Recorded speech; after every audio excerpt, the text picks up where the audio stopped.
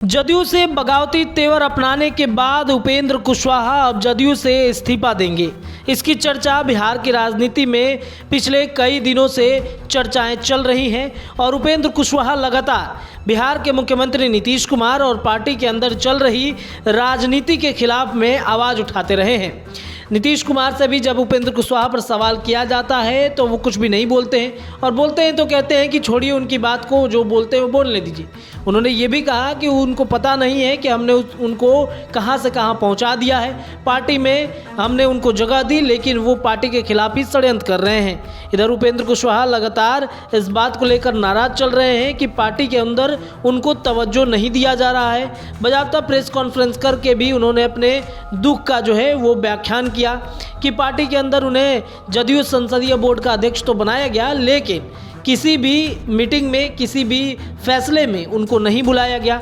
वो अपनी हिस्सेदारी की मांग लगातार कर रहे हैं और इस बीच क्या उपेंद्र कुशवाहा जदयू से इस्तीफा देंगे, इसकी भी चर्चाएं बिहार की राजनीति में पिछले कई दिनों से चल रही है।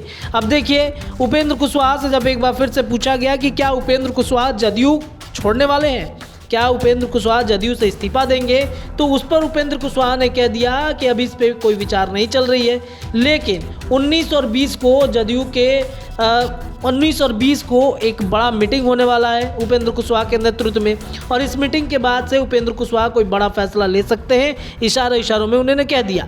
उपेंद्र कुशवाहा गुरुवार को दिल्ली से पटना पहुंचे। पटना एयरपोर्ट पर पत्रकारों से बातचीत करते हुए उन्होंने कहा कि जो लोग हमारे द्वारा बुलाए गए बैठक का इलीगल बात बता रहे हैं वो पूरी तरीके से गलत है। ये जनता दल के कार्यकर्ताओं की बैठक है तो वो पार्टी के खिलाफ कैसे है। अगर कोई पार्टी के खिलाफ इस बैठक को बता रहा है तो ये दुनिया का 8वां आश्चर्य है।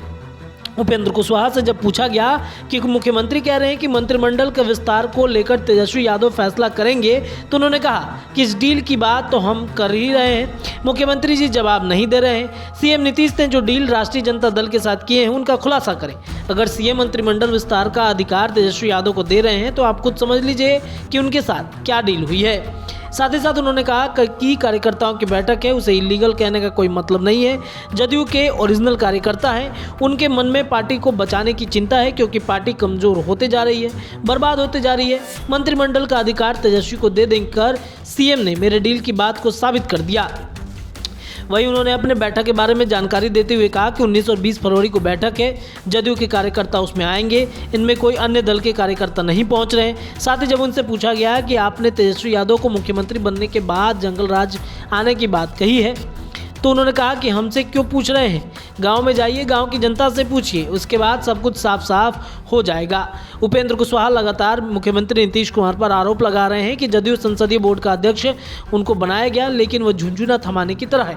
पार्टी में उनको सम्मान नहीं मिल रहा है। नीतीश कुमार ने राजद से डील की है जिससे उनकी पार्टी ओरिजिनल कार्यकर्ता नाराज हो गए।